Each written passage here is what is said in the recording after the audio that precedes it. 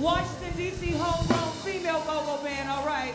We do a little bit of R&B and jazz, too, but we got the go-go swing on us, too, all right.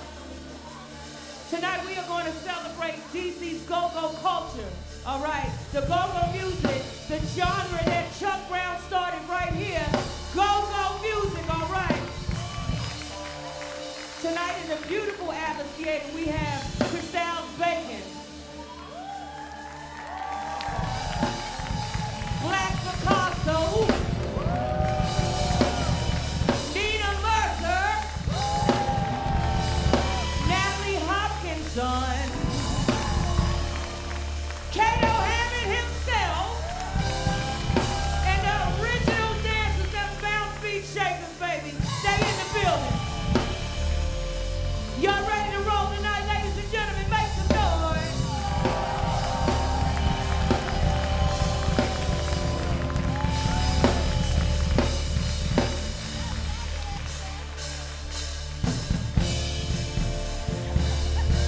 Y'all put your hands together.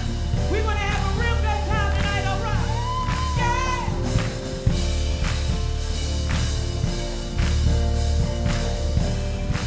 We ready to go? Hey, settle down and let's ride. Come on!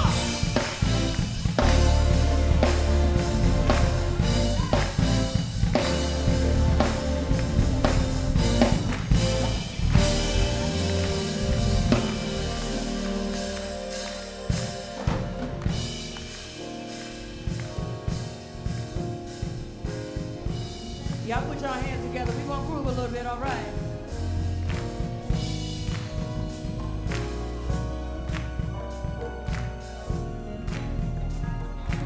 Let's roll here and let it ride. Come on. How y'all feeling this evening? Y'all feeling good? Hey! Come on, I want y'all to party with me. We're going to do a little Chris Brown for you right here. Come on. Baby, she's doing it for you. She's finished, so she stepped back and enjoy it. I just gotta know.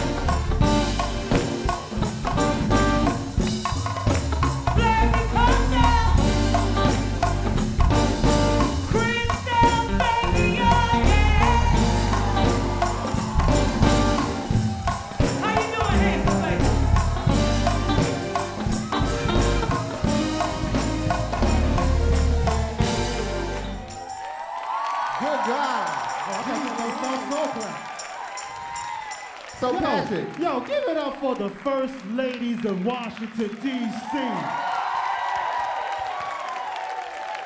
Patrick. Yo, man, Shannon, yo, I love you. She don't know it, but I do. Sir Picasso. What's up, man? So we supposed to talk after that? You know what I'm saying? Oh, man, look, man. I mean, they're good. I mean, they're all right. All right? But what y'all know about pleasure? Yeah. What y'all know about hot, cold sweat? You don't know nothing about it. See, this young boy right here, he don't know nothing about that. Why I gotta beat it? Why you coming at me with them waves right now? You know what I'm saying? Ain't my fault, you know what I'm saying? I'm fresh and new. You know what I'm saying? You know, coming out this joint, ripping off the plastic seal. So look, I was born in the 80s, the late 80s, the year of 1986. And so, now I know pleasure because my mom had the cassette tape. All right? See, how you trying to go at me? You gotta doctor the cassette tape, you know what I'm saying? You ever mess that joint up, you gotta go in with your pinky, get the nail, when you get that nail grown? Yeah. Right there. See? So, you know, I stay so by way of my mom, and you know, growing up on the south side, I know go-go, I know the pocket, right. You know what I'm saying? Oh, the pocket, okay, all right, well, let's talk about the beat, man. The beat, from what I remember, yo, man, the funk. Okay. Old funk records, you know, that's where I remember it started. You know, you get the guitar, you know.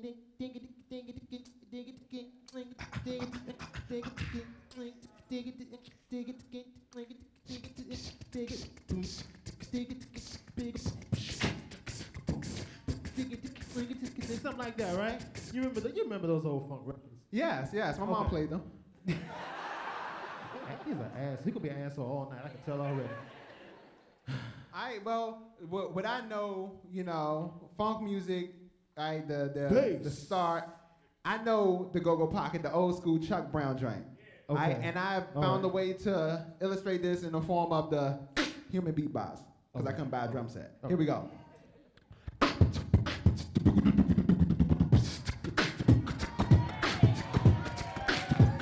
Right. Okay. Right. You gotta have the conga. So.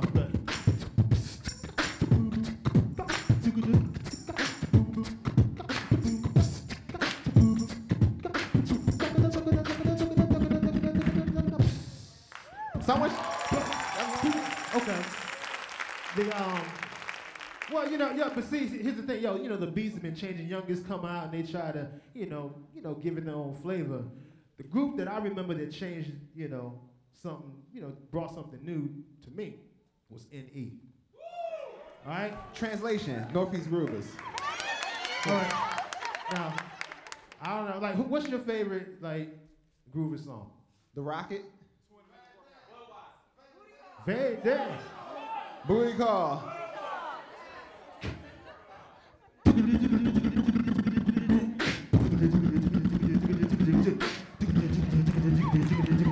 DC, make the booty call.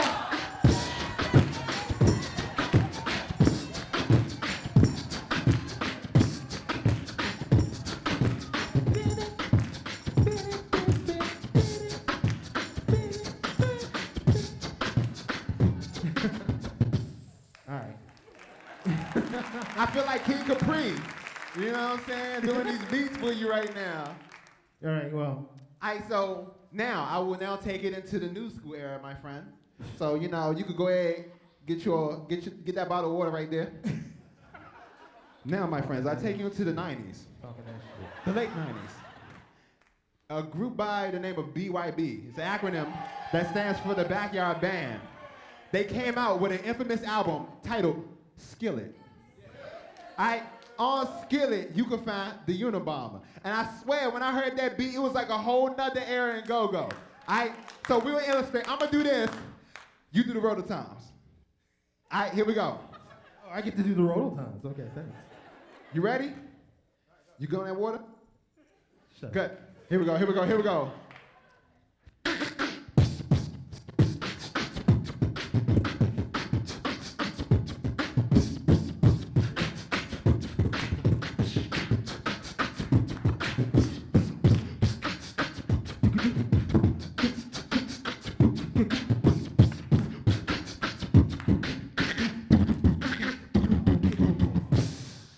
There we go.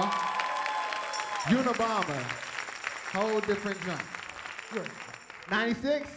Yeah. 96, we got the Go-Go Archivist in the house, man. You know what I'm saying? So, yo. Right. Now, I'm gonna take it even newer, right? So it's so crazy how like culture switches up and changes so quick, all right? So I was born in 86, 27 now. I was teaching at Maya Angelou Public Charter School, right? Right. And I was cranking the beat, right? And then it was like, oh, you hitting that old joint. And I was like, that old joint, that joint just came out. And so what's next? What happened is they played this joint from the cell phone, because the cell phone is like the distributor of go-go music for kids on the buses and trains, whether you want it or not. And so they played this joint, and it sounded like go-go chopped and screwed. This is the slow bounce. All right, I gotta listen to this one. All right, and then you gotta get people mad hype. Okay. And you gotta get hype with them. All right. All those kids will come in and mess you up like you on the X2. Here we go.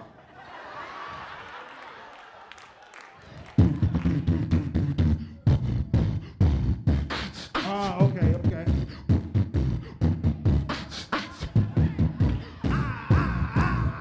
That's the joint.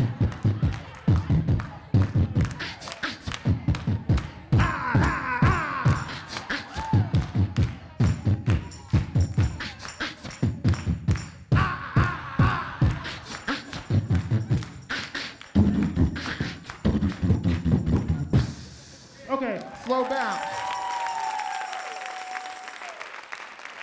No, man, I mean, so, yeah, it's been changing over the years, you know what I mean? It's Right. been, you know, taking the journey, but for real, where it goes from here, Nobody knows. I don't know. When y'all find out, let us know, okay? Belladonna, let us know where the beat goes, right?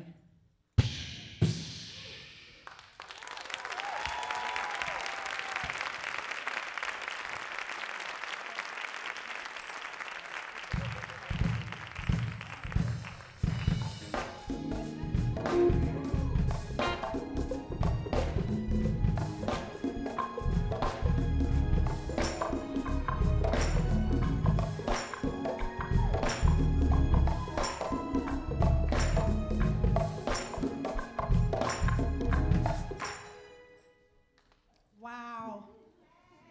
Hey. Where y'all from? Where y'all from? Where y'all from? Yeah, well, I am from Washington, D.C., this nation's capital. The city we used to call the Chocolate City. Down around South Dakota Avenue and Bladensburg Road in a neighborhood called Fort Lincoln. And right across the street from Fort Lincoln on the Bladensburg roadside, there were a row of small businesses. One of those businesses was a record company called Ted Records. And Ted Records did promotions and worked with bands like EU, Trouble Funk, Reds and the Boys, Mass Extension, Hot Cold Sweat. I spent a lot of time at Ted Records growing up because my dad, John Mercer, worked with the CEO of Ted Records, Max Kidd. Yeah, Max. Give him respect. And my dad was the type of cat who would say, if there's someplace I'm going and I can't take my daughter with me, I ain't got no business being there myself. And he lived that truth. Some cats may have wanted sons more than they wanted daughters, but I never felt that from my dad. See, he would say, come on, Nina, let's go. And I'd be right there with him, no complaint, no hesitation. So I'd be at Ted Records with him after school and on weekends. I can remember taking promotional photos with the bands and being at the music studio late at night. I'd walk up into Max's office and see Chuck Brown standing right there looking all smooth and clean in his leather pants and silk shirt. He'd be talking to all these other cats, local musicians, and they were pressing up their own albums on vinyl, booking their own shows without any major record label supporting them, without any major radio play. They made art irresistible to me. And I take that with me no matter where I go. Around the same time that I was growing up, spending time at TED Records and learning about go-go and the culture, I was also taking dance classes with Joyce Moso's creative dance company, okay? And my dad, never one to lose sight of any evidence of talent, was like, Nina, you want to be in the Reds and the Boys Moving and Grooving video? And of course I was like, yeah, Daddy, I want to be in the video. I remember we shot that video at the old 930 Club downtown on F Street and at local parks, you know, just nothing but DC youth shining. And one of the dances we did in the video was called a Happy Feet. It was one of my favorite dances. Y'all remember the Happy Feet? It went like this. What's that dance y'all doing out there? We're doing the Happy Feet. What's that dance? Y'all remember that, right? Yeah. So we about to have another party. But yeah, we just had so much fun, just local kids from DC showing the world our thing. But eventually it got a little more serious for me, see, because by the time I turned 14, I got my first summer youth job with Marion Barry's Summer Youth Employment Program. Y'all remember SYEP, right? I bought my first suede jacket from the downtown Hex off my SYEP check. That was some good money for a teenager back then. But unlike some of the kids that work for SYEP, I really worked. I had to sweat. I was hired as a dancer for the Showmobile program. My dance teacher, Joyce Moso, ran the program for the dancers, training us all summer long in a hot-ass dance studio on Park Road, down the street and around the corner from the Black Hole on Georgia Avenue. So all summer we'd be in there sweating, you know, learning new choreography till we got to August. And when August came, we would join up with the young musicians and vocalists who were also downstairs in the basement on Park Road and put our show together. They would load us up on a blue cheese bus, and we'd run throughout all 4 quadrants of the city, putting on shows on stages for the summer. And let me tell y'all, ain't nothing like putting on a show for a city of people raised on go-go. The stakes was high. There might be some little kids out there throwing pebbles at you or something, you know, trying to scare you, make you run back onto the bus and go home. But we never went home. We always stayed and turned it out.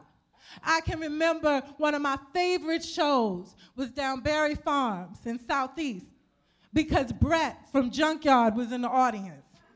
And we got to perform for him. And Brett was fine, y'all. So you know we turned it out. We were psyched, okay? Just Chocolate City superstars, just regular teens who understood the power of performance because of go-go, music, and culture. I guess that summer training must have really, really helped me out because when the second Go-Go Live at the Cap Center came back, my dad said, Nina, you want to get your girls together from Showmobile and put together a routine so y'all can get up on stage with EU? And you know, we were like, yeah. We'd been to the first Go-Go Live at the Cap Center, and our girls, Bryn Carr, were dancing with Lil Benny and the Masters. So we knew how they got down. They worked with us on Showmobile, too. So, you know, we got our routine together in the basement down at my house, and then we drove out to the Cap Center and got our matching biker shorts and pants. You know, we got our little tops, and everything was matching. We had our sneakers, and we were just all excited. And then we went out there the night of Go-Go Live at the Cap Center, and we were backstage with all of our favorite bands. Lil Benny and the Masters, Chuck Brown and the Soul Searchers, Rare Essence, EU. And when Sugar Bear saw us getting ready, he said, the girls gonna get out there, they just gonna do their thing. He didn't even see us rehearse. He didn't know what we were gonna do. But he had every confidence in us. And we took that confidence that he had in us and let it propel us onto that stage to turn it out. I remember at the end of the night, Sugar Bear would say, ah, ah, ah, ah. And we were over 35,000 people lifted up into the air as one. That is the power of go-go. See, me and my girls had this signature dance we used to like to do. Y'all want to do it with me? Come on, stand up. Come on, stand up. Y'all gonna dance with me. You can't be at a go-go event, you know, and not stand up all throughout the whole night. So y'all stand up. All right, Shannon, can you give me the pocket? All right, you gotta put your arms up. Y'all come on with it here.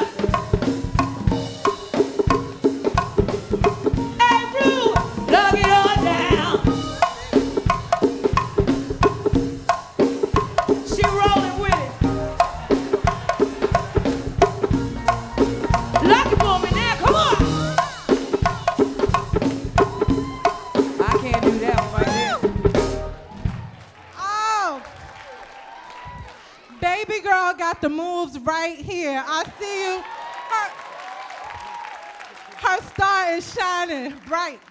You keep that up. So, but what I really come here to tell y'all about is love. You know, my love for go-go.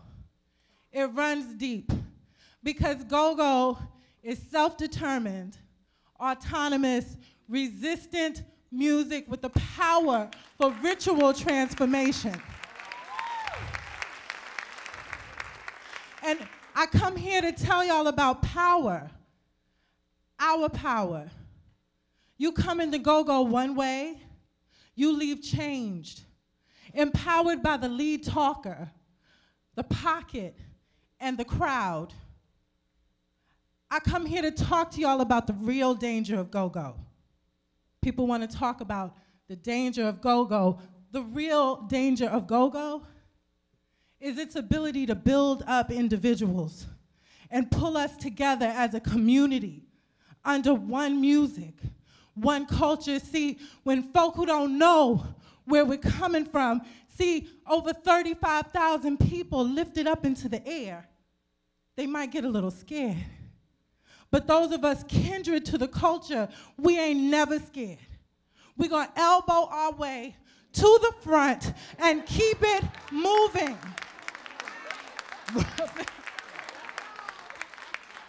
See, when I wrote my first play, because that's what I do, I'm a playwright. When I wrote my first play, I didn't know anything about the theater industry. I didn't have a director, I didn't have a producer. But what I knew is what go-go taught me. And that was that artists put themselves out there. Go-go taught me that it is not within my cultural inheritance to wait for anyone. So I called up my friends and my family, and we put together a production company, and we put the play up ourselves and got it from DC to New York to Trinidad.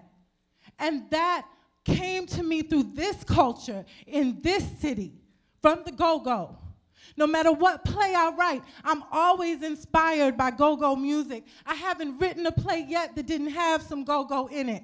And I'm always trying to find ways to bring the audience into the world of my play.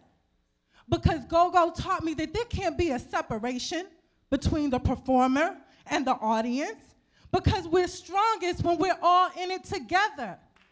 Yes, that's what go-go taught me. And I take that with me everywhere I go, everywhere in the world, no matter how far from home. So tell me, where y'all from?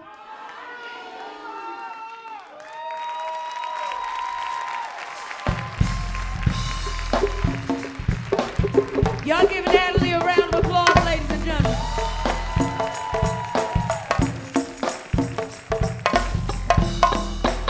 Y'all ready for Crystal?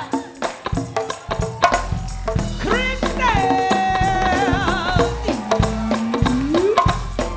Yes, yes.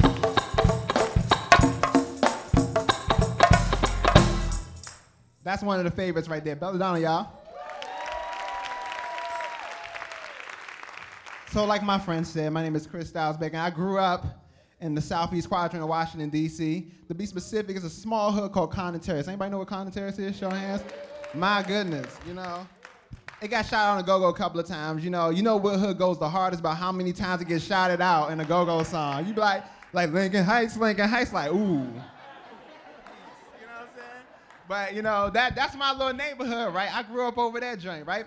And I lived in this specific part, right? This little project housing joint, right? It was an alley that separated both parts of the project complex. It was an alley, so we would call Alley Crew, right? So the alley wasn't like a dark alley that you wouldn't want to walk with your boo hand in hand in. You know what I'm saying? The alley was well lit. You know what I'm saying? It was like open. It was like the Nile River for like community, arts, and culture. People be driving their cars nicely up and down the alley during the summer going fast until they put speed bumps there. And it was out there where me, my friends, my siblings will play a good old classical game of pole ball. I don't know how many of y'all heard of pole ball, because I think this is some stuff me and my homies made up, because we never had a basketball hoop, right? So we had a clothing line, right? We hang our clothes outside, right? And so you had a T-shape, a metal T-shape bar right there in your yard, and then you had one closest to the brick wall where the crib was. It was right here where you play pole ball. The object of the game is to treat the pole and the brick wall like a hoop. You shoot the ball between the pole and the hoop, and if you get it right, you hear a jarring sound between the T and the hoop, like right there, and that's how we do points. So we made do, right? So I got asked the first time I remember listening to go-go music, because go-go music has played a recurring role, a big overarching role in my life. And the first time I remember hearing go-go is in this alley in the backyard during the summer, right? So my mom, every first of the month, we had gathered the collection of child support checks and whatever checks came in the first of the month that equaled us being on the come up, right? And so we go to South Capitol Street. Cash the welfare check, John, because the building was right there. Then you go into Mary's Steakhouse, and then you see the bootleg youngin' and get them joints. And then you will continue to walk down South Capitol to a place called Eastover. Eastover, yo, we used to buy clothes, all that. That was back to school shopping. And then they had a record store in there. So my mom, she used to be a DJ, so I grew up listening to all types of music, right? That's how I know what Patrick was talking about, right? A little earlier, what Picasso was talking about. So we go up in that joint, right? And my mom, she'd sift through some things, and she'd buy some cassettes, like 2 cassettes a month or something. This time I remember picking up like TLC, Ooh on the TLC tip, that joint, and then she picked up another one. And so we'd go home, and my mom, she would pop in the new tape, turn the speakers around and put them out the window so everyone could hear the music. And so we could be out there jamming while we're enjoying a classical game of pole ball. So, I remember this one particular song. This is the first time I ever really, know of myself listening to go-go music. It was a song by Chuck Brown called Go-Go Swing. It was a remake of from another fellow Washingtonian, Duke Ellington. And don't mean a thing if you ain't got that swing. So I know that at the time, but I remember when it came on, you know what I'm saying? It was just something about like that rhythm and then the organ and all that on there. It just gave me goosebumps, but I know what that was. I was just a little kid, right? And so, but I remember the effect that it had on all the people walking up and down that alley. They'd just be walking their regular walk, but when they got close towards where you could hear the sounds, it was like they stepped through a force field where their knees started getting bent. And they just came in synchronicity with the music. It was the craziest thing, right? And then I remember one of my next door neighbors, he'd bang on his buckets and trash cans, right? And this was like our equivalent to Malcolm X Park on a Sunday, right? This is like an African drum circle, but we have our buckets, and our native rhythm is go-go. So we're banging on these. My mom wouldn't let me bang on her buckets and trash cans. She wasn't having that. So I'll just have to get a tree branch and bang on that fence like it was a cowbell, all right? So it was a big deal to have the go-go beat, right? To do it. It's something we all participate in, all the kids as a community. So going to elementary school, I remember waiting in the gymnasium, right, for us to come in and play basketball or something like that. And I saw my friend, and this stuck out. It was just like everything was dark in the room, and there was a single spotlight right on this desk. And then there was just one bammer. He was doing a go-go beat, right, on the bench, right, like this. Like that, And I was like, dang, this band is like lacing like 5 rhythms with 2 hands on the desk. You know what I'm saying? And so I practiced it, and then I got it together.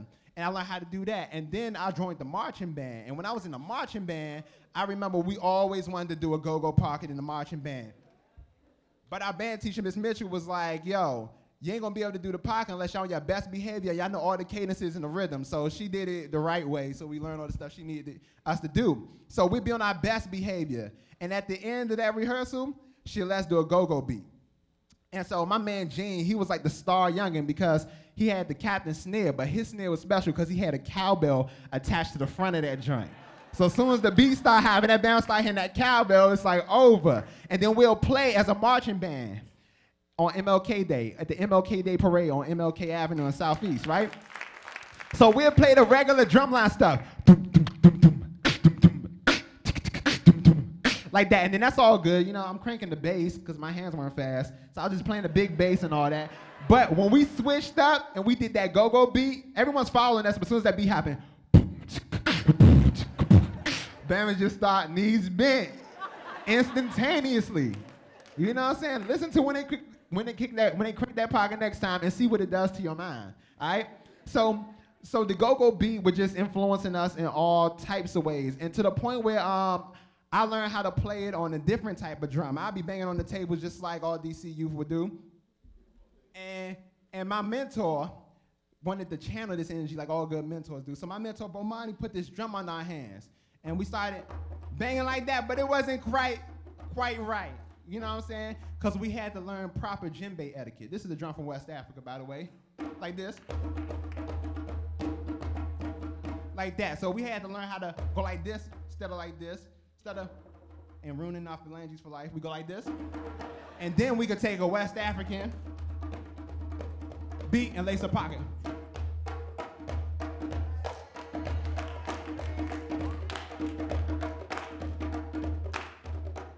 So that's the pocket on the West African beat, right? On the West African djembe.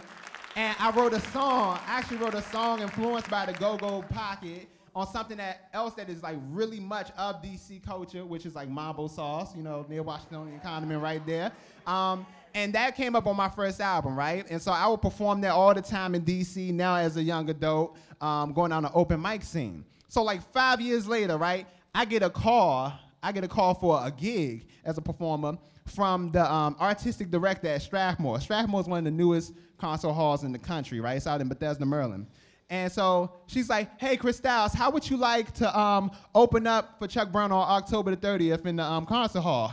I'm like, oh yeah, that's like, what, 2,000 seats? You know what I'm saying? A brother took that joint because I was psyched because this is the same dude I heard do the go-go swing and I listened to his music. So backstory, I was an artist in residence at Strathmore just for my hip hop and collaborative prowess and stuff, mixing different cultures and genres together. And so, you know, I was constantly putting my folks at Strathmore onto, you know, the hood luxuries. you know, like our hip hop stuff, our go-go stuff, this stuff that is African American culture and DC culture all together. And so when Chuck Brown was coming there, of course, she thought of me and had me come through the joint. And so this is like a big deal for me because I'm like, dang, bro, I got to show improve on this joint, you know, because I can't do wrong at this show because this is my career. It's like make or break in this city right here, opening up for Chuck. This is my heritage, my culture, and, you know, go-go is so deep with Washingtonians. You know what I'm saying? What go-go beat is to Washingtonian is what samba is to a Brazilian. It's hardwired into the culture, how we move, how we approach music. All the music that we like in hip-hop and R&B and other genres of music, it sounds like go-go. You know what I'm saying? Think about that. That's real. And so I'm getting ready. I did a special set. I went back to the drawing board, started putting sheet music together, got a horn section, got an ill bassist and stuff like that. Gonna be rocking the beatbox, playing the guitar, and rhyming. And so I had to compose a special set because I know as soon as I come out and I ain't Chuck Brown, Bama's gonna wanna rock. So I wanted to create a set that was fitting for knee bendage, you know, upon like hearing it. So I wrote that together, and so the day has come. I got the outfit together, boom, you know what I'm saying? The fro picked and pat nicely, and I'm backstage and stuff in the green room getting ready, just making sure everything is right. And then Chuck Brown and this band, green room right over there. So I was like, all right, I'm gonna go over there and talk to him. I'm like, yo, Chuck Brown, yo, I'm opening up for you. I'm Chris Styles Bacon. Yo, it's a pleasure, yo, to be in the honor to open up for you. He was like, man, I'm just glad, you know, you opened up for me. I'm like, oh, snap, that's his voice for real. I'm like, yo, his voice is like that on the top. I wonder how, like, you know, when the kids act up, you know what I'm saying? How the voice changes, you know what I'm saying? So I was shocked. And then, you know, all my bandmates getting them pictures and stuff like that. And so I'm over this joint trying to play it cool. And then, you know, it's our time to come up. And then they announced me out the joint. So I go out. The song I open up with is a song that I wrote while I was in high school about some DC stuff, mambo sauce. So, say mambo sauce. Mambo sauce. I say, I went away from DC to a Chinese spot to get a 3-piece wing with fries in the rice box. Post against the wall while I'm waiting for my number to call. They like, sit and make yourself at home. I'm like, wait a minute, yo, y'all got carpet on the floor. I'm from the south side. Our carry-outs don't have tables and chairs in it. They got bathrooms with the wicked painted pictures. Our carry-outs ain't even got air conditioners. My order came out. I told them put it in the bag. Then I realized I wasn't talking through the plexiglass, so I dapped up the boss, the mama saw in charge, and then asked her, where is the mambo sauce? She looked at me as if I just knew her all. What in the world is that? I said, you know that red sauce. Now I'm a DC representative and we known for that swing, but I didn't know the sauce was just a DC thing. We ordered chicken with the mambo sauce, fries with the mambo sauce. They never used enough. I got a side of it. Now tourists come through the hood sometime when they get lost and keep on asking us, what on earth is mambo sauce? Say mambo sauce. Mambo sauce. I say A lot of carry-outs in DC got the same old names, but if you taste their mambo sauce, it's never tasting the same. It tastes better on the fries. I'm from the flavor side. Trust me, you can find this at your nearest Yums, Georgia's, or Lucky's. I got caught on the back of the bus with the pay food and spilled a cup of sauce off of swearing on the A2. A brother got kicked off, the driver would fuss because he could smell that mambo sauce to the front of the bus. But I got the answer. Now for the cure of the cancer, the way to make the sauce is sugar, water, and ketchup with the hot sauce in it. Throw a fork in it and mix it upon the chicken till you like a jar with it on the DC scenery. You be often seeing me posted up in Yums with diabolical eatery. I got the sandwich side, my man got the steak and cheese, but the joint with the most food in the sauce is Johnny's. We order chicken with the mambo sauce, fries with the mambo sauce, and never use and I forgot a side of it. A tourists come through the hood sometime when they get lost and keep on asking us, what on earth is mambo sauce? Say mambo sauce. Mambo sauce. Say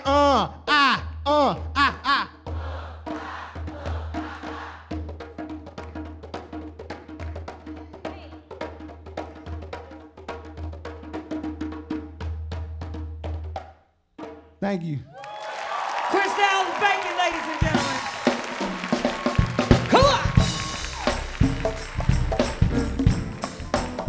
Black Picasso. So many things.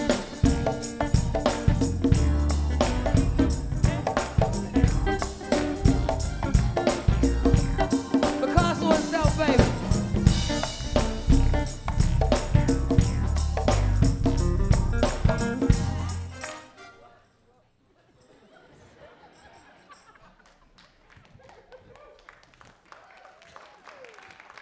So, in the hierarchy that was DC cool back in 1985, it was a little different than today. All right, first you had your DC dudes. They at the top, right? They got all the swag. And just below that, you got your Maryland Bammers. And you must call them that. Not to disrespect them, just to let them know you ain't as cool as DC niggas. After that, you got your VA dudes, and you know they all right, but you might stay away from them because they try a little too hard. And then after that, you got your various characters. You got your Bammers to the third degree. You got your freak bodies. You got your size boxes, and then you got me. And this is my confession. I was the classic off-brand nigga. And I'm claiming it, goddamn it. All right, but let me tell you how I got this way, all right? It started, as it usually does, at the bus stop. Dude, the Hard Rocks, they got their Scullies on, high top, Philly haircuts. Yeah.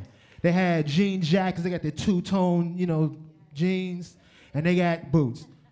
Not just boots, Timbs. Not just Timbs, Super Timbs, laced all the way up to their knees. Niggas are ready for war. Books are optional though. And in this corner, waiting on the same bus, fresh off the plane from Okinawa, Japan, was me, the new kid, the army brat. Frizzy, lopsided afro. Who's still rocking an afro in 1985? I am. Button-up shirt with a Chinese collar. Parachute pants. Not the Michael Jackson zipper joints, but the one joint that opened up, you know, exposed a different color. Yeah, I wore that shit. And here's the kicker. Karate shoes.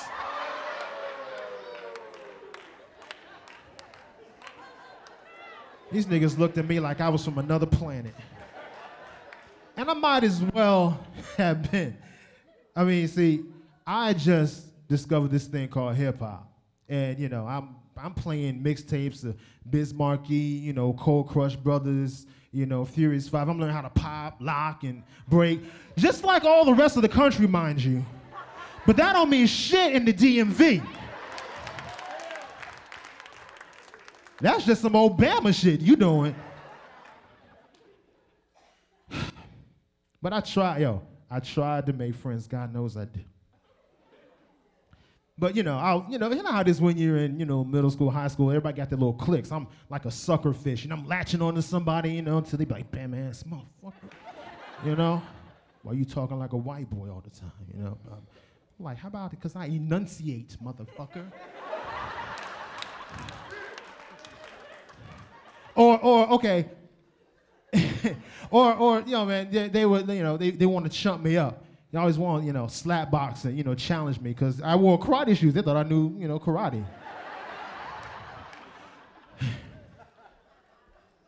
And it was always in front of Nikki Johnson. I love Nikki Johnson. She had that asymmetric haircut and the hair over her one eye like that.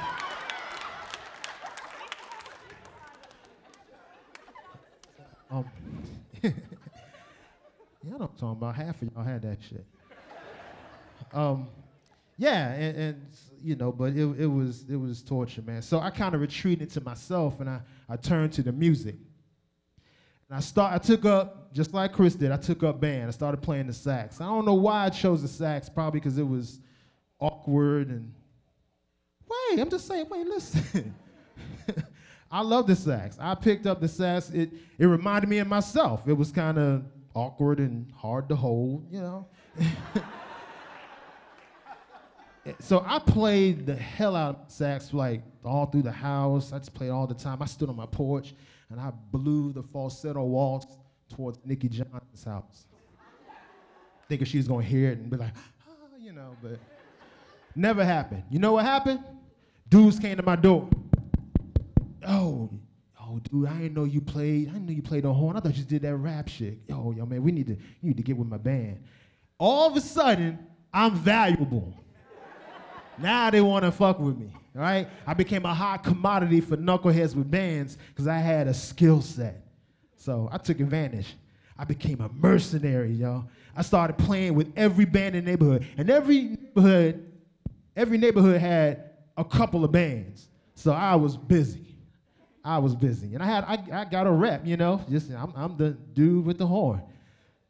And eventually, I got big head. I was like, yo, you know, these chumps, man, they ain't got nothing for me. I tried out for the hottest band in the area that month. The band was called Special Request. And I tried out, went down to this house, went down the basement, and there was 10 dudes standing around the basement with their instruments, and the manager was like, let's see what you got. And the drummer and the keyboard player, they started playing Grover Washington Jr.'s Mr. Magic.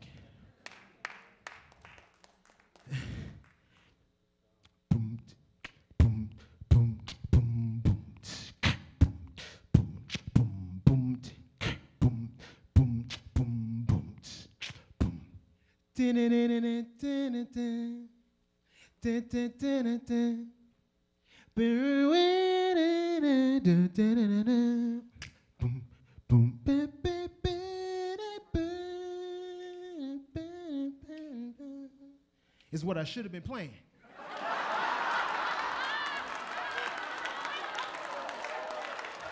But instead, I put all that jazz band expertise to work, and I went. I'm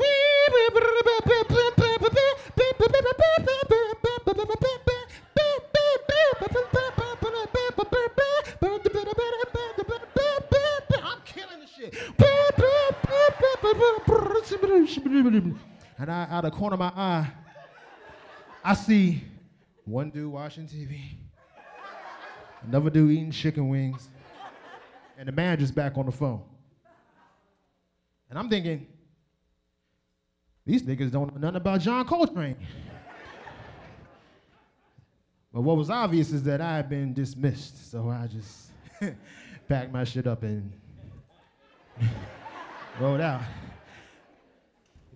Back to the lab, right?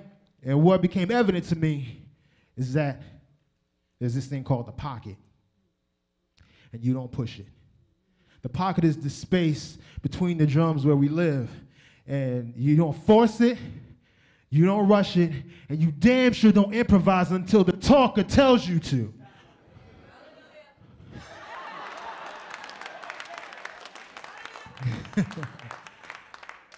So once I got all that shit out of my system, I was ready. Myself, my man Nolan, my man Sean, Big Asa, Black Ass Reggie, we got our own group. Called ourselves Mighty Creation Band and Show. And we were good. Yo, man, they even gave me a nickname. Ironically, they started calling me Go-Go Grover. So we started playing everywhere, you know, birthday parties, basketball games, you know, block parties, and eventually we got the gig, man. It was a Friday, I believe it was a Friday night go-go at District Heights Firehouse. Yeah. Opening up for who else? No. That would have been tight. No. Opening up for Special Request.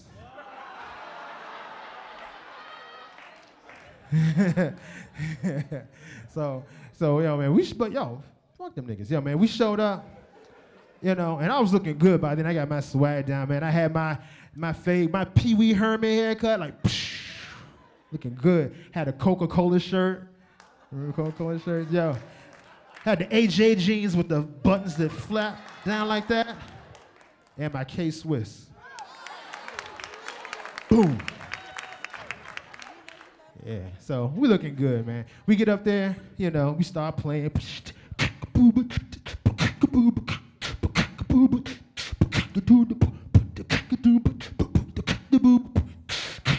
We had our moves, we was like,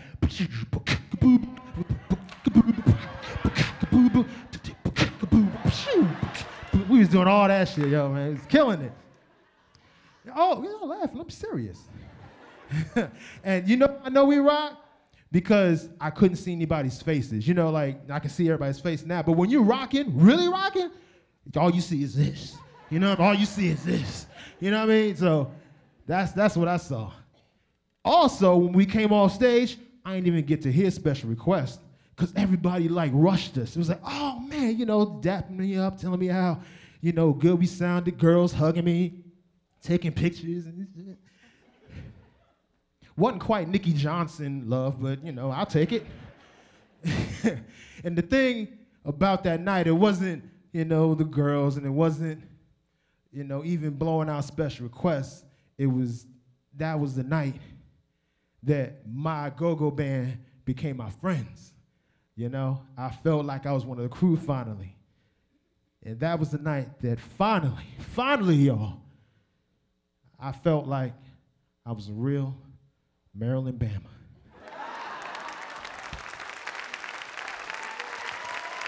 Black Picasso, ladies and gentlemen.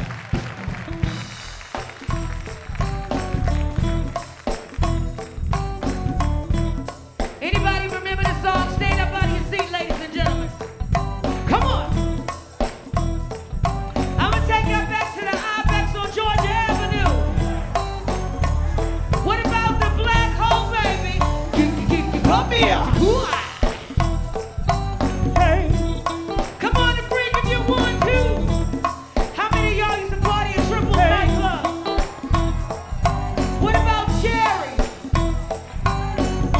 Utopia, Uptown, Southeast, Northwest, hey, get your coffee out.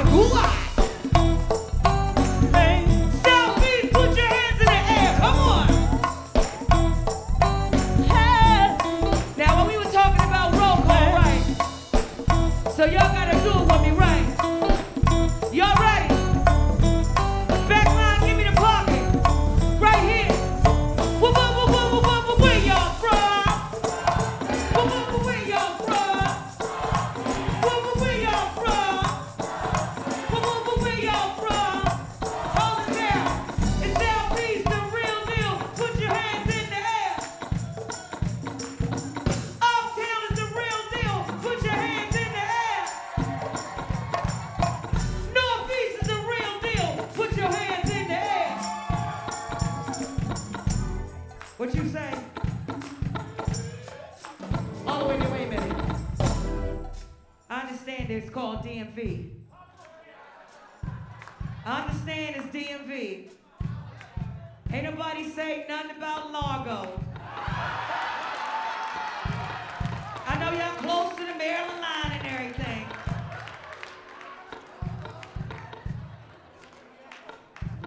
Is Largo in the house? Put your hands up.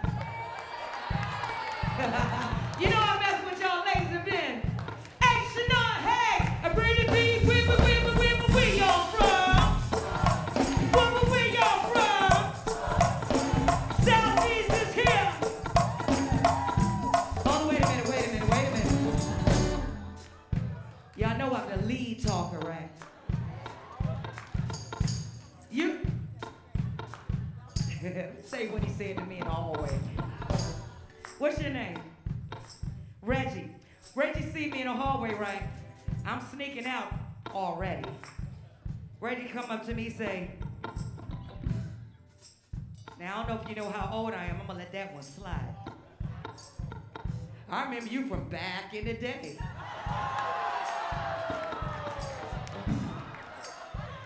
I've been loving you for a long time.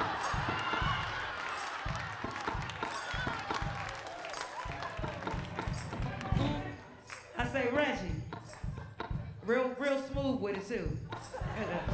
I love you too. Let's go, hey, play it on, come on. Y'all come on, party with me, baby. Get up out of your seat. How you doing, Michelle? Come on, the streets get free fast. We're gonna try the car step. You gonna try the car step? Let's ride and ride. How you doing, baby? Try the car, that's right. Come on. Long go, hey, go ahead, nice.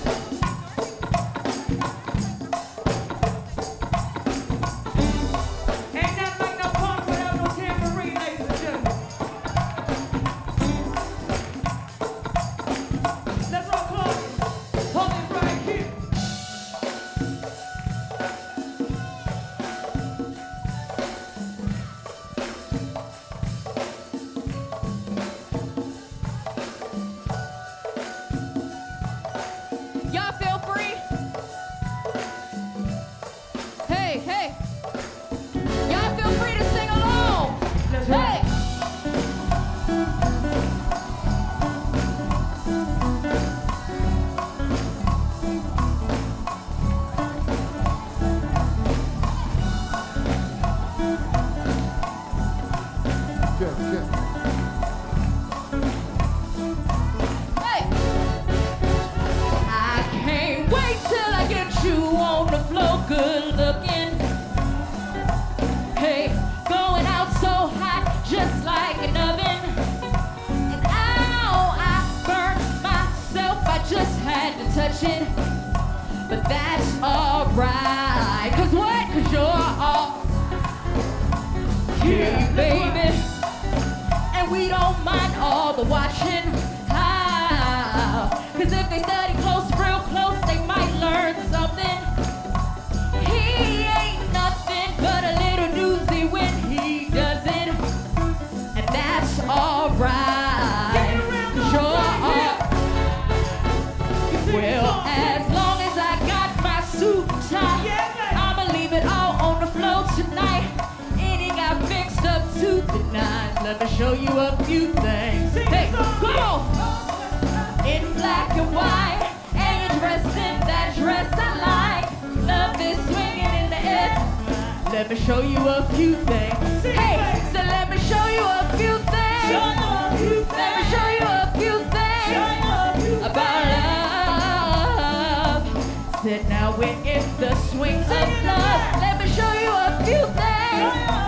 Let me show you a few things about love. Hey! Stop. Now let me get a good look at it. Oh, so thick. Now I know why they call her a fatty. Go girl. Oh, and that shit was so sick. Got it messed up and picked up a habit. Go girl. That's alright. 'Cause what? Hey, come on. Come on and show 'em who you call daddy. I guess they just mad 'cause boy they wish they had it. Oh, my killer, my thriller. Yeah, you're a classic. And that's alright. 'Cause you're all mine. Well, as long as I got my I'ma leave it all on. Hey, and it got fixed up to the nines. Let me show you a few things. Hey, come on. Oh. Hey. Hey. So let me show you I see you, baby. So let me show you a few things. So let me show you a few things. Go about love. I said now we're in the swing of love. Let me show you a few things. Let me show you a few things about love. Hey, Bella, let's work. Hey. What's up with it, bud?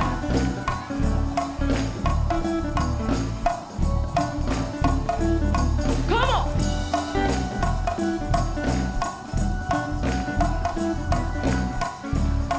Give me the round off right here.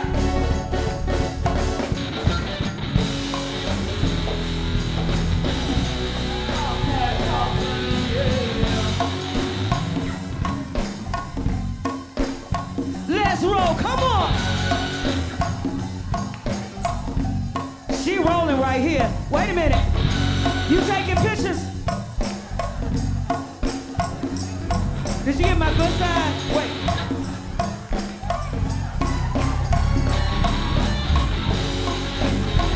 Come on, hey! Talk that. Wait a minute! A kick it, a kick it, a kick it, cry!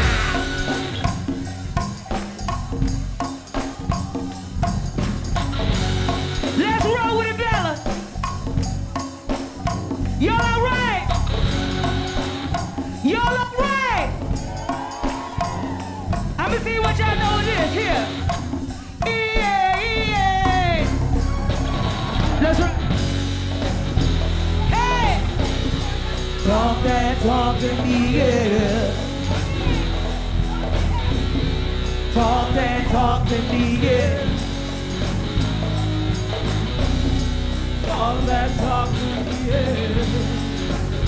Here we go, ladies and gentlemen. Grown-up style, hit it. Whoa. Talk that talk to me,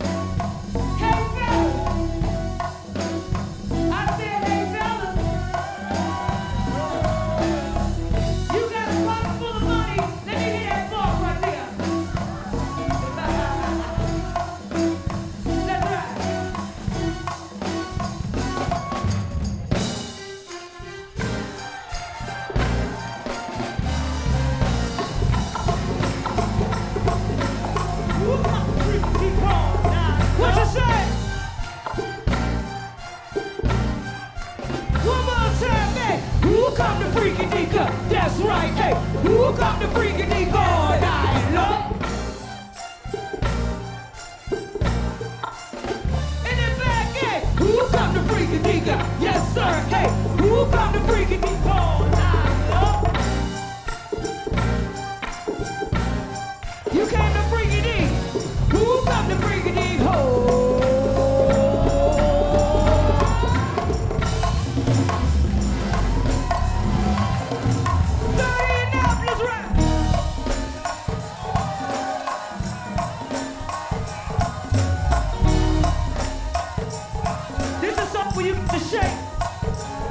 That's right.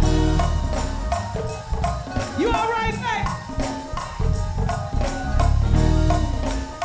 Y'all having a good time? Make some noise in here. Come on.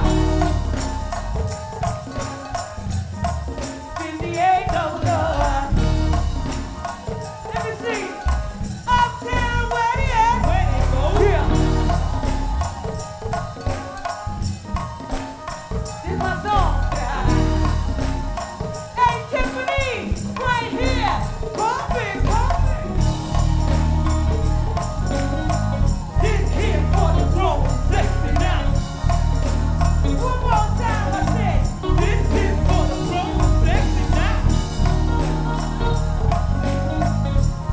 Y'all remember this song? Starting now, put your hands in the air. Sing along, pump it, pump it. Can you feel it? That's right, pump it, pump it. Ow. Can you feel it? Sing a song, pump it, pump it. Can you feel it? Hey, pump it, pump it. Hey, Cherie, back line, wiggle, wiggle. Wiggle, wiggle. Y'all remember how old now? Wait a minute. Let's work. Are y'all partying in the back? All the way over here, y'all feel good? Put your hands in the air.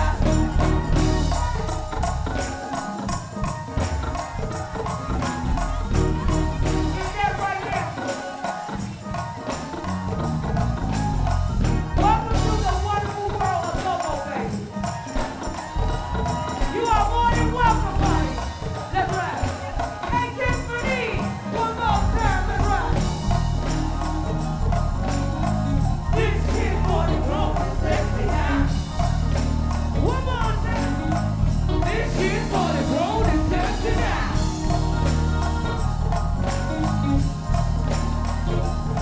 I'm getting hot in here.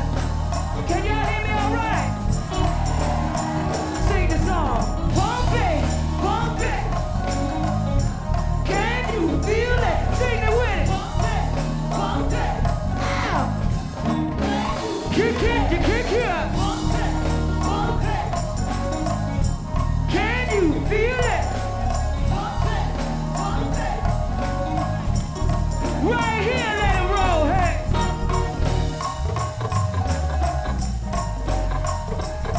We doing the bump. Oh, she from that old school crew right here. Come on, baby.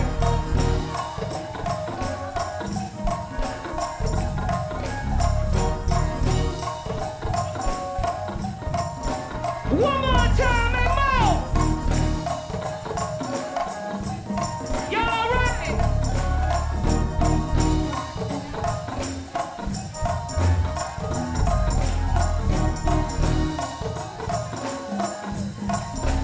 Ladies and gentlemen, we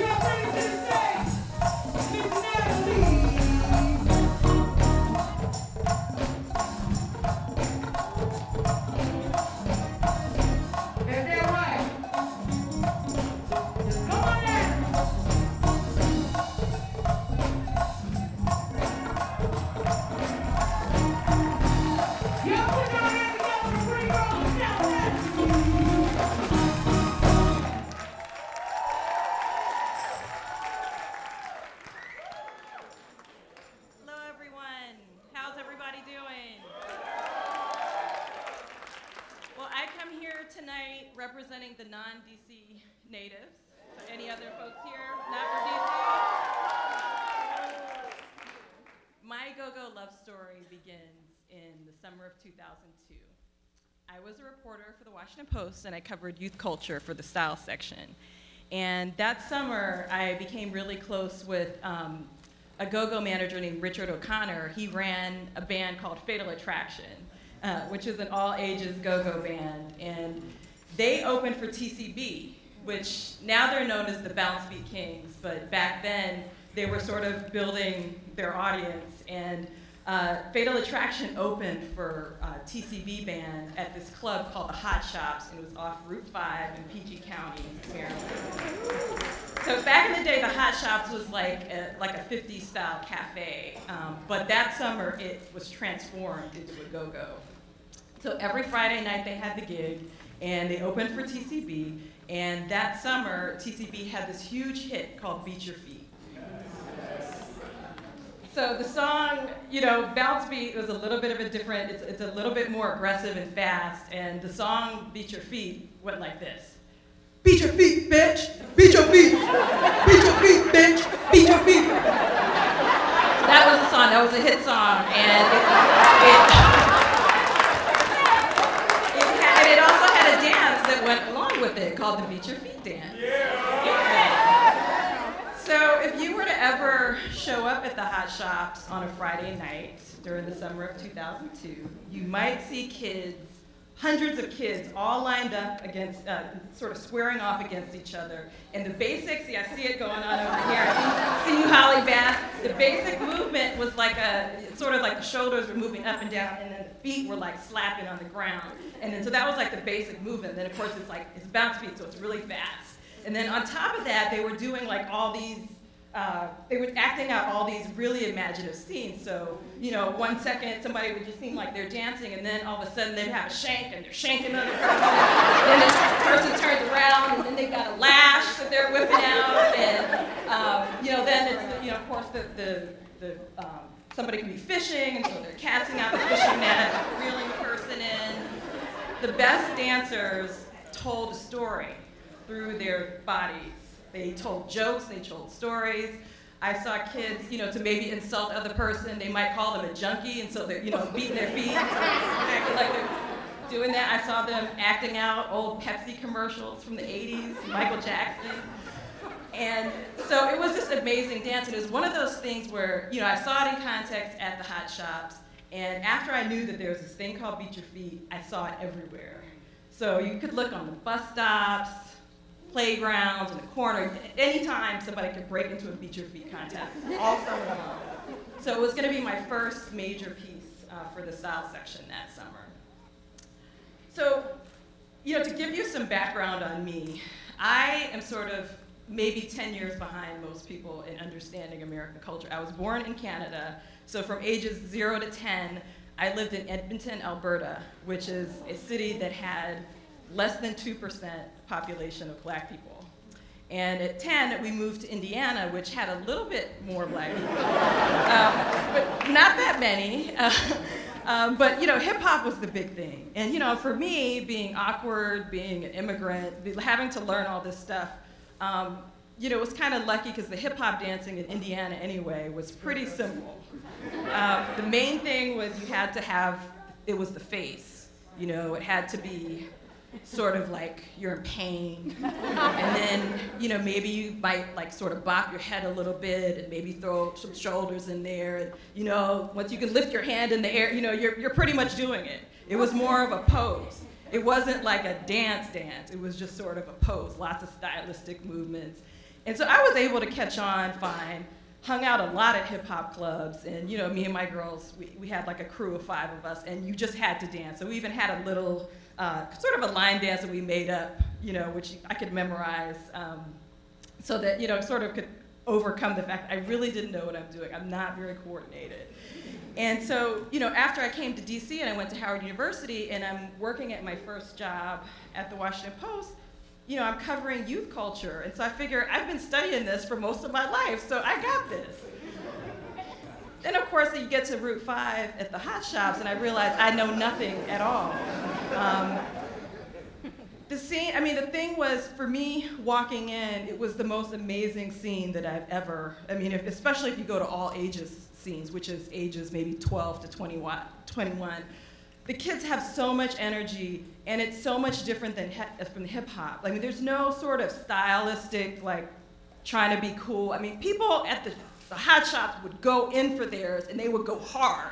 I mean, they were wearing a lot of bandanas that summer, and they were there for a reason, to catch the sweat, because it was a workout. There was no self-consciousness, it was just a sort of a freedom. And, you know, the audience was something a little different than hip hop too. The audience was definitely part of the band, so they like took responsibility, and they would be standing in the front, and they, you know, were throwing up hand signs, and so like it was just sort of like sensory overload every time I went in there. You know, you walk in the hot shop, and most go-go's, there's always like the Polaroid corner, you know, where you had your photographer taking pictures. Usually there'd be like a backdrop with some sort of airbrushed art of champagne, fast cars, and the kids would sort of stand in front of the backdrops, and you know, they do their cool pose, and they take their pictures, and that was sort of like one of the go-go traditions. And the other thing that I saw was, you know, in addition to Beat Your Feet, the other big thing that was going on that summer in 2002 was that there was this big beef between two different neighborhoods in DC. And so there was a lot of violence that summer. And you could see that kind of coming in to the hot shops in the form of these RIP t-shirts. I would see kids, they would wear these t-shirts, they would have these pictures heat press onto their t-shirts with RIP Hot Rod, RIP Sean, RIP, and so they would be in there, and the spirits were in there dancing.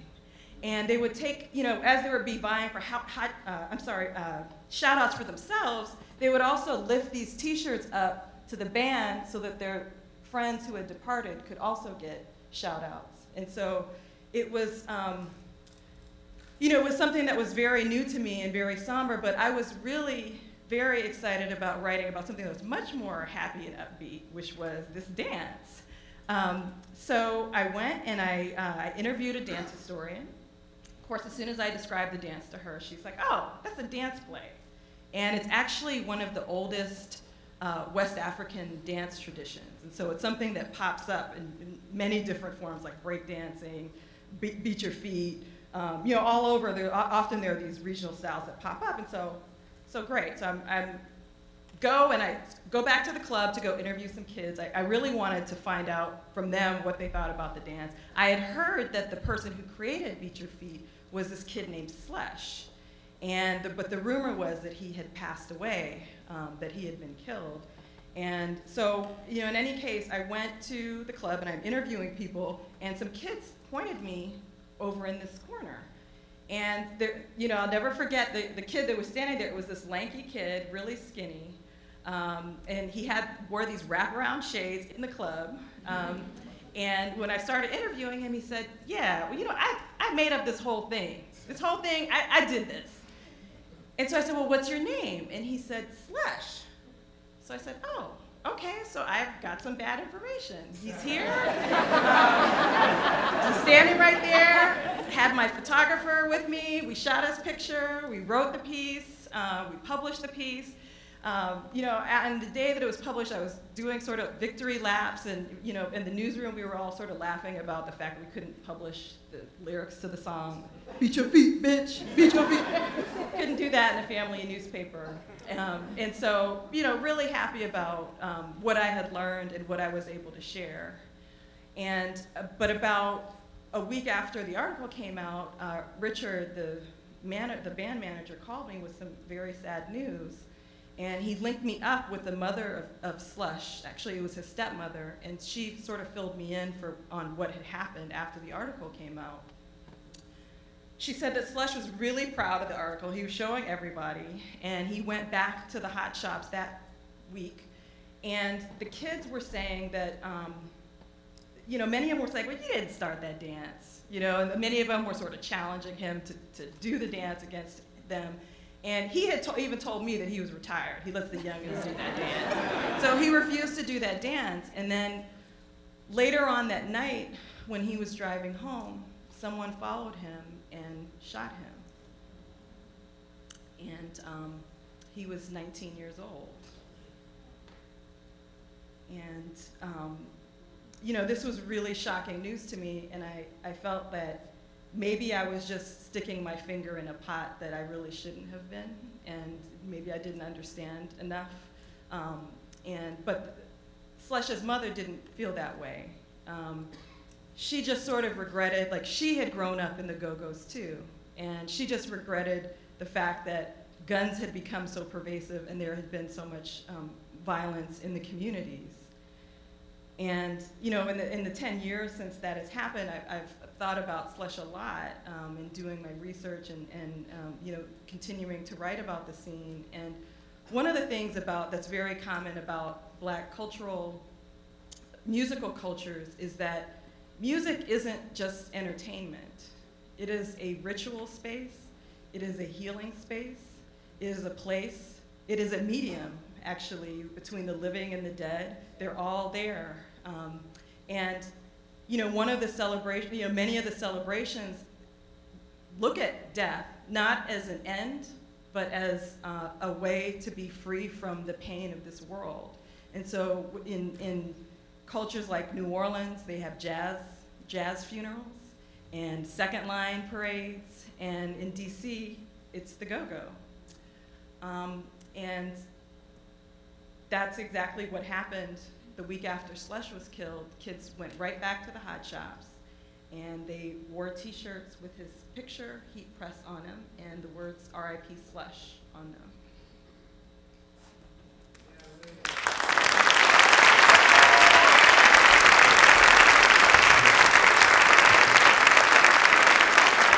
Y'all ready to see what Beach Street is all about? Ladies and gentlemen,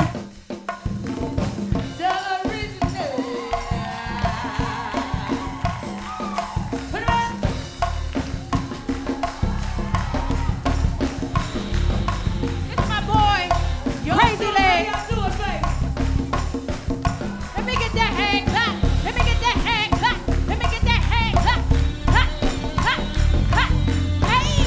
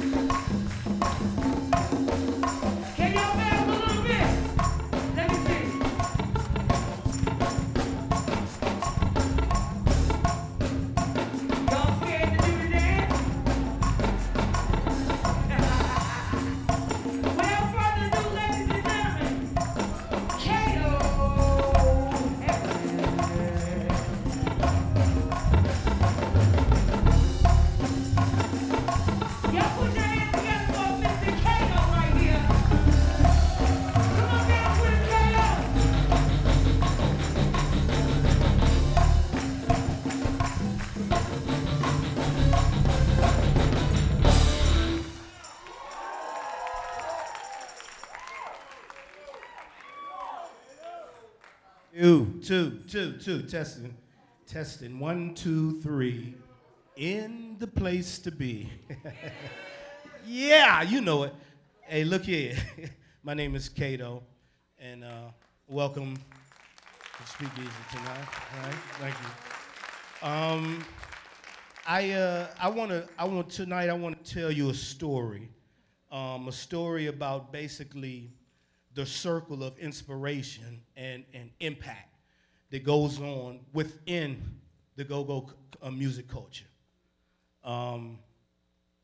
As you can tell from being here tonight, there are many stories within go-go, and this is just one of them.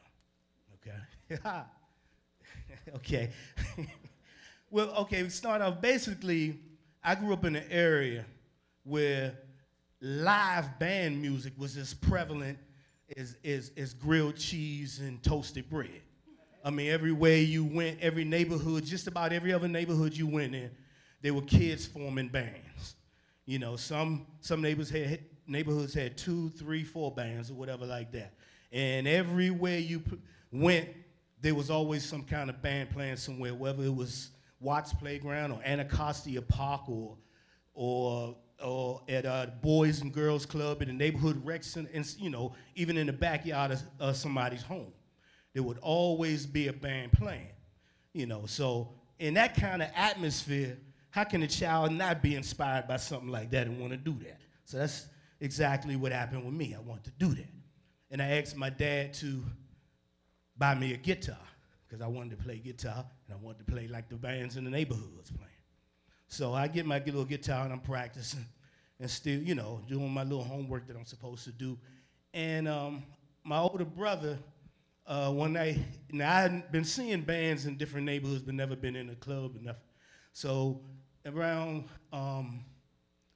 around 1979, I'm gonna call this around the time that a wave just started taking over the area, and this new wave was about like a new style that bands were playing their music in. You know, it was something new. So it's 1979, and I'm 14 years old. And my brother takes me with him to the Club LeBaron. And there are 2 bands playing up at the Club LeBaron. One band is called Experience Unlimited, and another band is called Trouble Funk. Both of them crank, both of them got down. And I was sized. I was sized like a mug. I'm saying, man, you know what I'm saying? That was a big old joke. That joke was like, oh my goodness. I had seen bands playing all the time, but the way they was rolling that night was really powerful. And that was real tight. So, you know, just a week later, my brother again took me out, this time to see a band called Red Essence. Now, if I was sized a week before, I was in awe when I saw Red Essence. I'm gonna tell you right now, these cats here, you know, and there were other bands on the cars, but not like these cats here, they were giving you something different. They were giving you a show. I mean, when they came on stage, you know, they were giving you a show from the uniformity, all wearing red jumpsuits, to, you know, the choreography they would do on stage, you know what I'm saying, to the way they would vamp into songs and stuff, you know, and not just play it, but they would vamp into it. And even the way that they would have gimmicks in their music that really sized the crowd up and got the crowd more involved in their music, such as little things like backing it up, little stuff like that. But it always got the crowd sized. Okay, so there was this, among the Red Essence band, there was one little tiny cat up on the stage, right? And he was a little kid, you know, he was, you know, probably no more than a year or 2 older than me. And I'm 14 myself. But this little kid is so energetic and so dynamic and so powerful, so charismatic on stage that he got everybody loving him. You know what I'm saying? And he had such a strong and powerful voice even back then. You know what I'm saying? So he was very dynamic and, you know, instantly became like a front man to that band Red Essence. So, of course, I'm psyched about this band again, and I basically become a fiend. I would go see this band all the time play, and I would get PA tapes of them, and I would, when I would go see them play, like up at the Howard Theater or something, everybody dancing, I'm up on the balcony just studying them, these guys, God, the way they do their things. I'll grab my PA tapes of them and learn on stuff on my guitar, just studying. I was a fiend. Put it this way, I walked around high school with a Ray Essence notebook. And to top it off, that book was so cool, it got me play, too. Anyway, so, as time marches on, this little guy that I'm telling you about, I spoke about earlier, little Benny, I found out he leaves the band, Ray Essence, and he starts his own band. And now I'm divided. You know what I'm saying? Because I still love Ray Essence, but now I love this new band called Lil Benny and the Masters. You know what I'm saying? So, so now I'm still studying both. I still, go see Ray Essence, go see Lil Benny, go see Ray Essence, go see Lil Benny, study Ray Essence, study Benny, do my homework with the stuff. And, it'd be times I would go see Benny playing, it would be times he would sometimes ask me, where your guitar at? And I would say, shoot, my guitar out in the car, Not necessarily bringing my guitar to play with him, but basically me and my man Weeze would be coming from band practice, and we would always stop there and go see them play, So anyway, time goes by. I'm still playing my little thing in the little bands and stuff. And one day I get a phone call, right? So phone call, the guy voice on the other end said, hello, can I speak to Kato? I'm like, this Kato? He said, what's up, Kato? This is Lil Benny. I'm like, yeah, right. You know what I'm saying? First, I didn't believe it was Benny, Then after I realized it was Benny, I'm psyched. I'm telling my brother, you know what I'm saying? I was thrown off because, first of all, why would he be calling me? And second of all, how in the heck he get my number in the first place? You know what I'm saying? But he did. So he went on to say that he was making changes in his band. And he asked if I was interested in auditioning. What the hell you think? I mean, for real. What do you think, huh? Of course, so here I am in a basement on 14th and Good Hope Road with the likes of people like Mark Godfather Lawson, DC, Marky, Jungle Boogie, Terry, Elmo, whole rack of folks that I looked up to from a distance and all. And now I'm in the basement sharing the love that we all have for this go-go music with these same cats. And of course, Benny himself. And so I basically, played with Benny about 6 years in 2 different bands. One was called, of course, Lil Benny and the Masters. Then it was a kind of a merged thing, and we became Proper Utensils. And yeah, with the go-go rum shaker, nah, nah, nah, all that. That was Benny's voice too, nah, nah, nah, nah, nah, nah, nah. But anyway, so we were doing that thing, and we were enjoying life. That's 6 years, you know what I'm saying? We were enjoying life. We played all kinds of places, Panorama Room, Black Hole, Metro Club, East Side, Rhythms, Triples, Ibex. We even got up to Capitol Center, you know what I'm saying? That was a big deal to get up to the Capitol Center, and that was a big deal. And of course, 6 years go by and all that, and we all get older now. We all entering our late 20s and stuff. And life happens, And I say that to say that I basically got married and left go-go. Started a family. It happens, we do those kind of things when we're young. I'm not knocking it, babe. Anyway, so I had left the go-go thing, alone. But, and I'm living the normal family life now. So 2 years into living the normal family life, and now it's about 1996 into 95, 96, and I discovered something else, this new thing called the internet, right? You laugh now, but back then, if I'd have said that, y'all have been like, the hell he talking about it? Email. That's a circle with an A in it. You know what I'm saying? You know what I'm saying? But it was, you know, I discovered it because of a job I was working at. But I was just so intrigued by that same kind of intrigueness that I wanted to know how to build websites and stuff like that, you know. So obviously I'm going to learn and teach myself or take whatever class I can and learn how to build a website. But I had to have a subject to build it on. And, you know, the only thing that I know about for the past 10, 15 years is go-go. So I basically built the site on that. And I based it on the name of a song made by Ray Essence during the time Benny was with him, called Take Me Out to the Go-Go. And I called it Kato's Take Me Out to the Go-Go. You know what I'm saying? That's a long thing trying to get somebody to type in. So I said, I'm gonna have to shorten this up. And I took the capital letters of all the words, Take Me Out to the Go-Go, TMOTTGOGO.com, T-Mot Go-Go. And that's how that became the beat. So later on, you know, a little time later, a couple of years, decide, you know, me and some cats, my man Press, Big Press, Mark, my main man, and Weez Richard, we do this thing and we decide to go into and make it a magazine, a hard copy. So the very first person I thought of to approach going to be on the cover of this magazine was who? Lil Benny, my man. Not Chuck. Chuck been on the cover, but not the very first.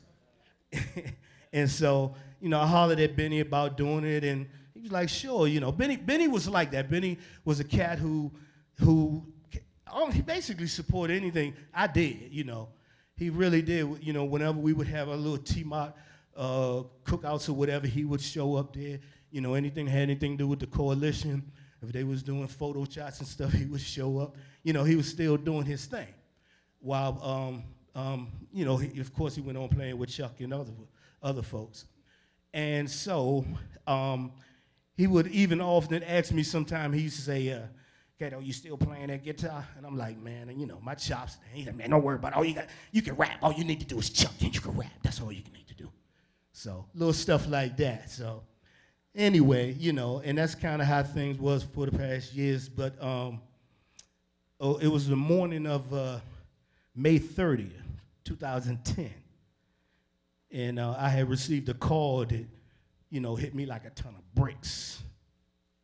You know what I'm saying? It was a call from Ron Moten from the Pieceaholics, and he called to give me the news that Benny had died. And I'm like, what? You know, that's my man. You know what I'm saying? He gone? You know, and the funeral was held at the convention center.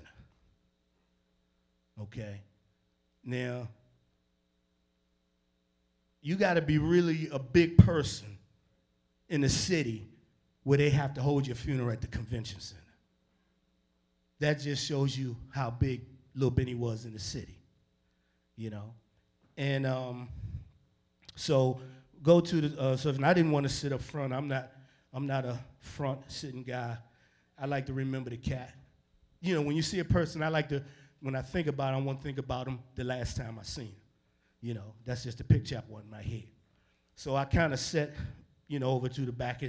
And as I'm sitting over there, going through they hand me a program, a booklet, basically, pictorial booklet, and it was this program, and it was basically photos of his entire life as a child all the way on up. And, you know, so they hand me the photo thing, and I'm sitting there, and as I'm turning the page, I get to a page, and my heart drops, and my eyes starts to water. And in that book was the picture of the magazine cover he did for me 12 years earlier. And that kind of like, you know, this is a book about his life. You know what I'm saying? And that was in there to me, that told me that, now here's a guy who I was inspired by before I started playing with him, was inspired by while playing with him, and still inspired after I stopped playing with him.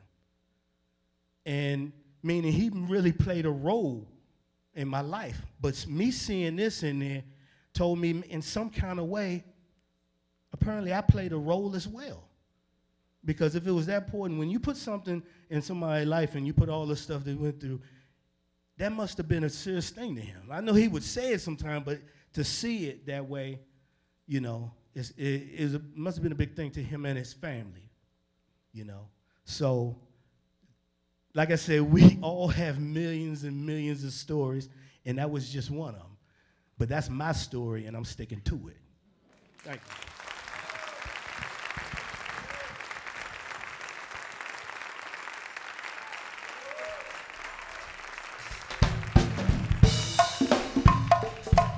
Y'all give it up for Kato.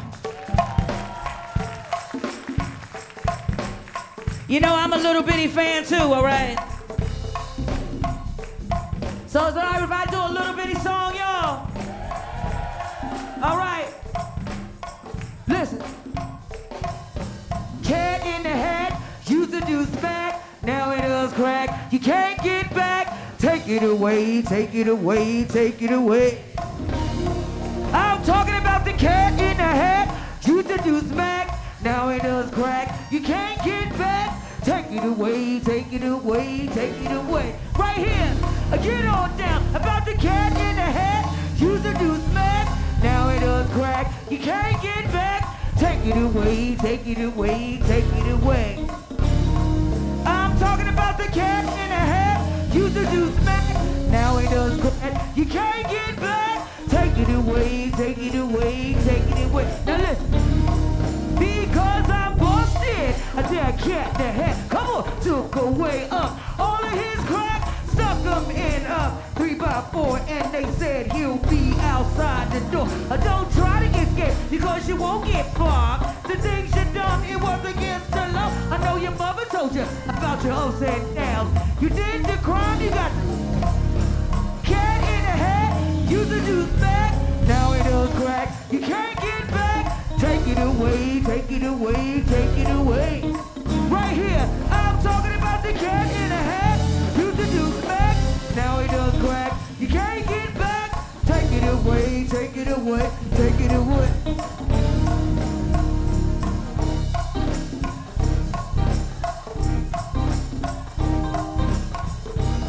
Break it down, break it down. Wait a minute, wait a minute. Oh.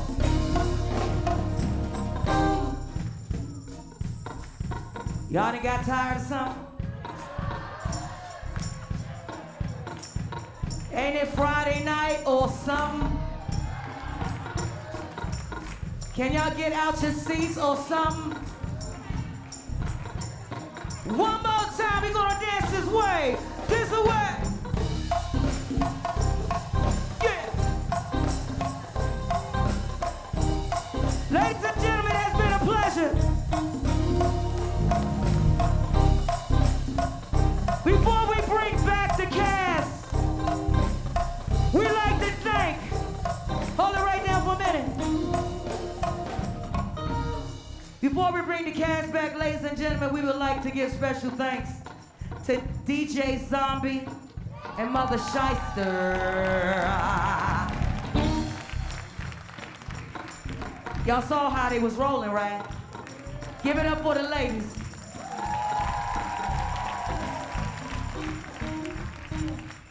And I'd like to see the originals if I could, just for the second. The originals in the house, they had to leave. Belladonna gonna do one of those dances. Y'all give it up for the originals, ladies and gentlemen. Also, special thanks to the Atlas Tech crew. Alex Evans, the Atlas and Speakeasy staff and volunteers, SpeakeasyDC director and storytelling coach, Amy Sedman.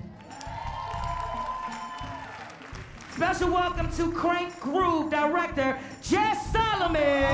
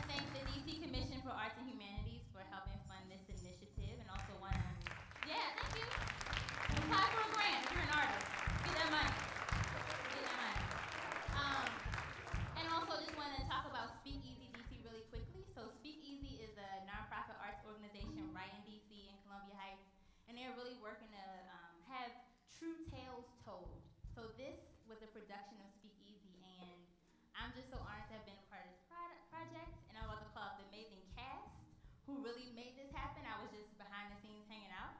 So without further ado, I want to bring out Nina Mercer. Come on out.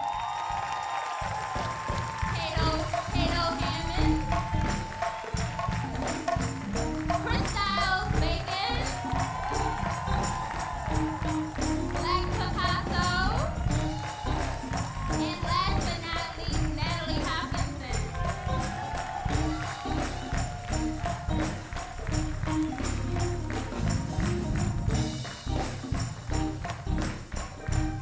Where's Kato?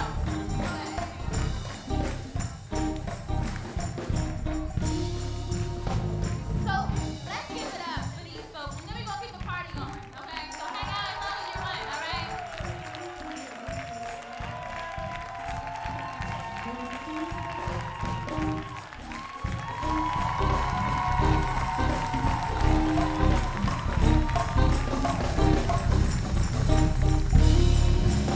Oh, Belladonna! What? Remy, let's keep the party going.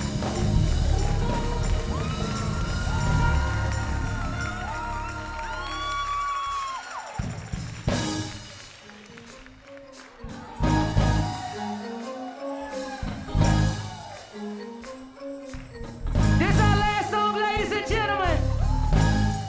Y'all know what time it is on this one right here, right? Uptown, wind me up in here.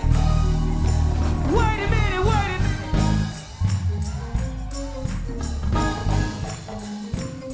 Put 'em up.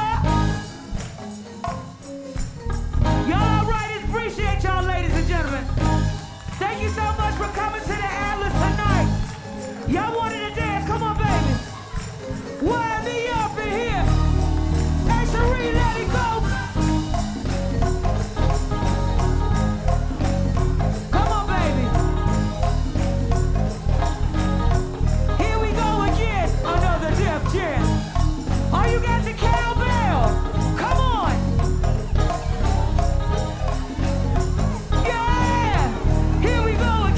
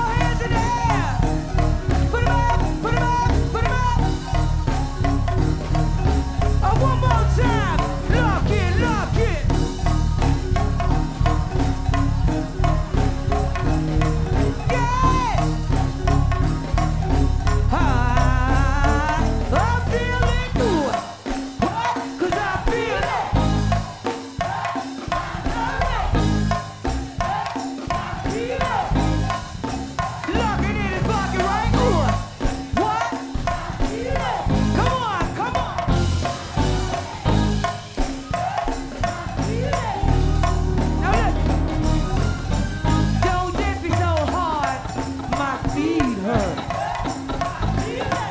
Don't dip me so hard, I said. Don't dip me so hard, my feet hurt, and they do. Don't dip me so hard, I said, my right here, lock it in the bucket.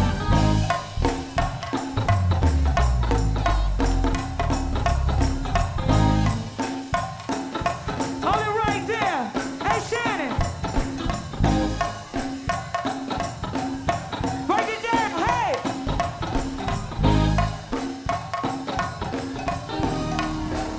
Wait a minute.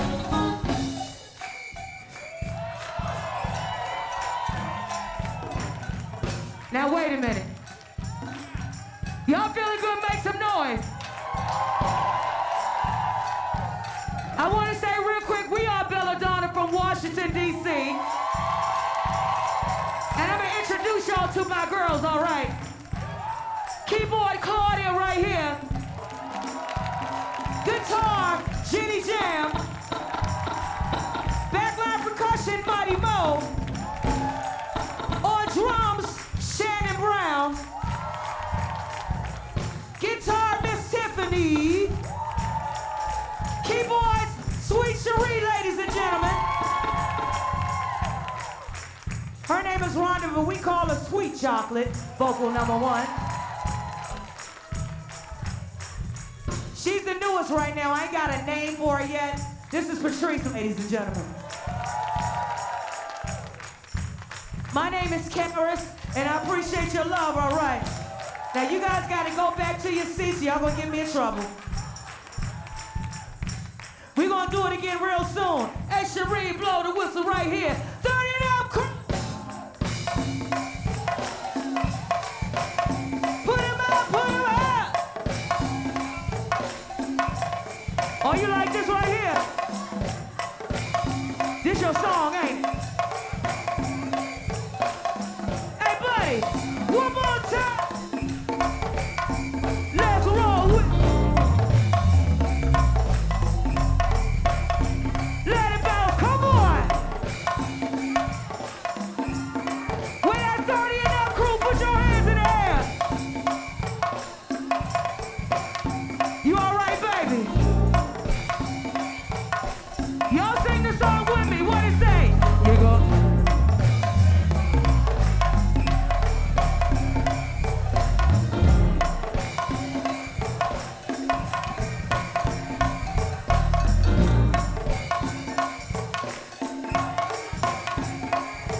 We go, hey, buddy, buddy,